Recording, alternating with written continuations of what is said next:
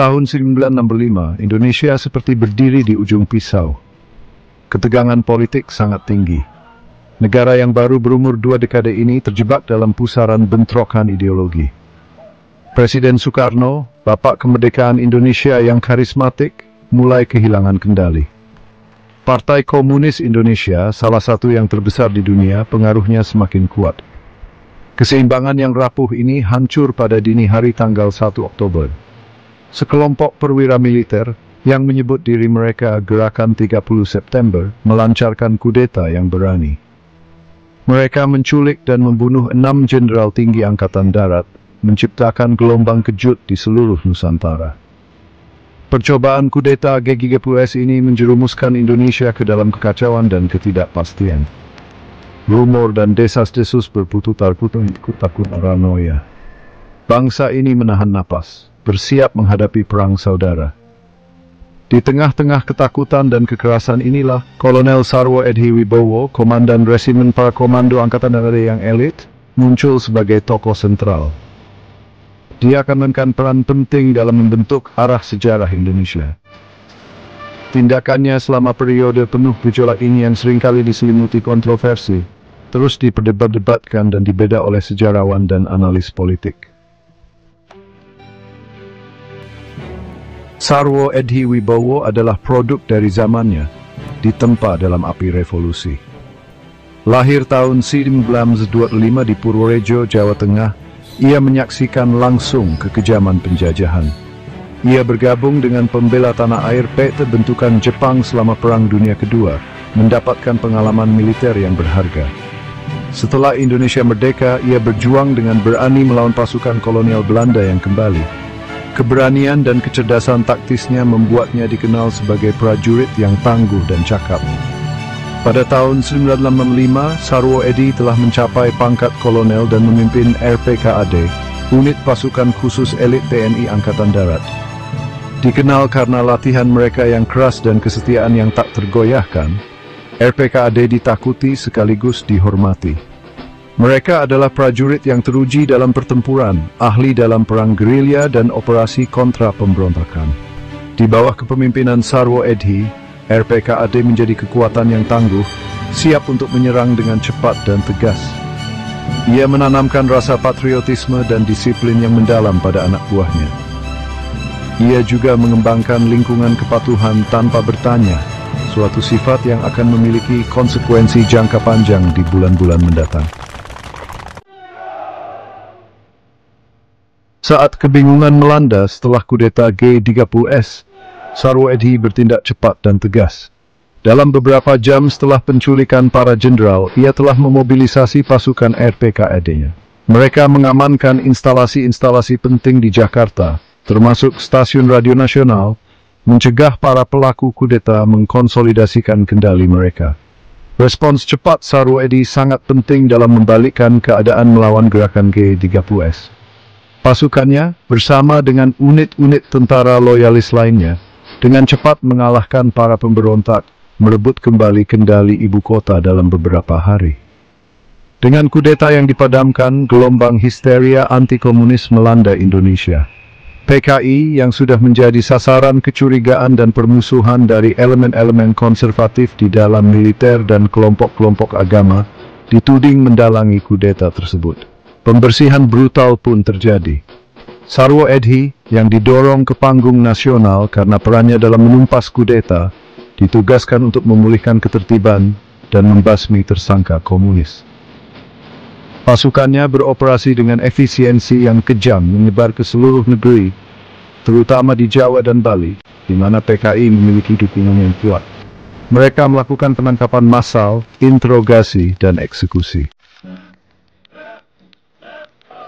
Setelah kudeta, Jenderal Soeharto, seorang pemimpin militer yang cerdik dan ambisius, memosisikan dirinya ke tampuk kekuasaan.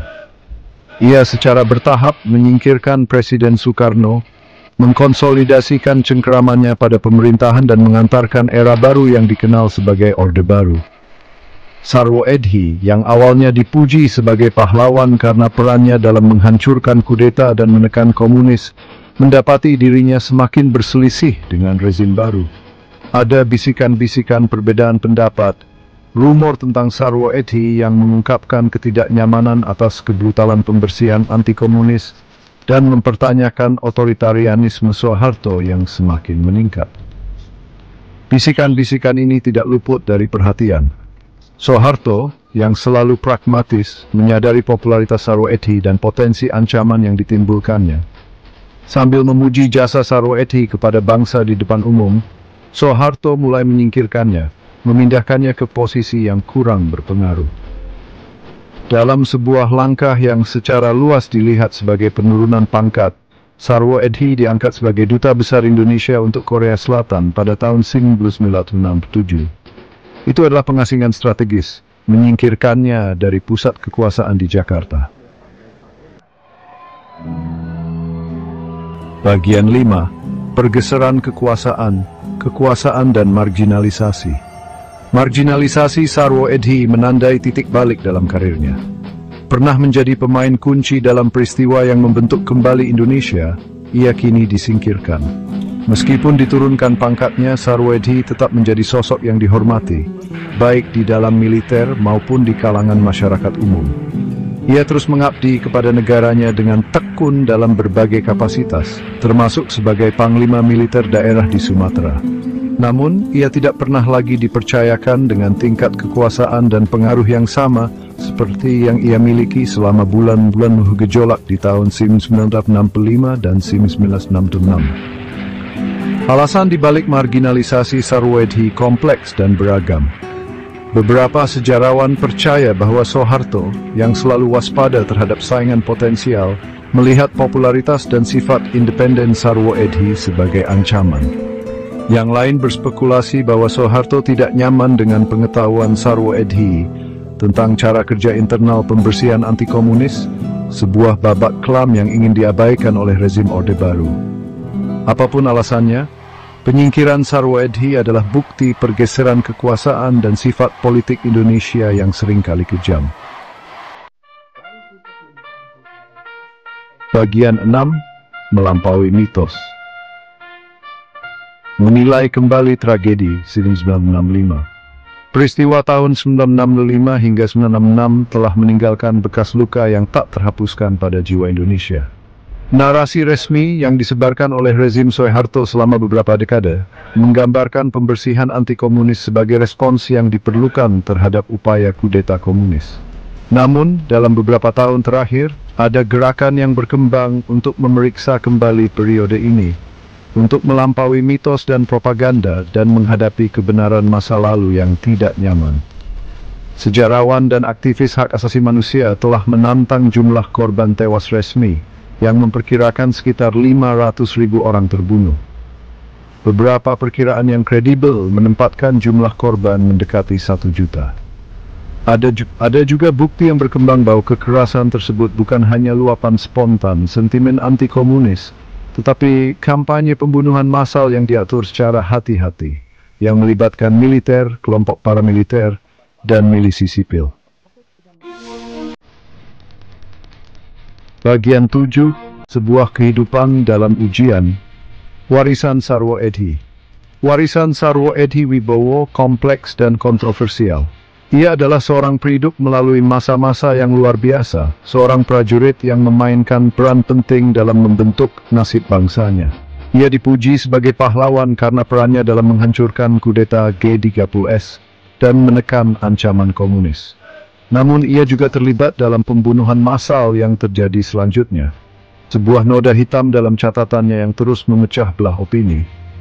Bagi sebagian orang, ia tetap menjadi simbol patriotisme dan kesetiaan yang tak tergoyahkan.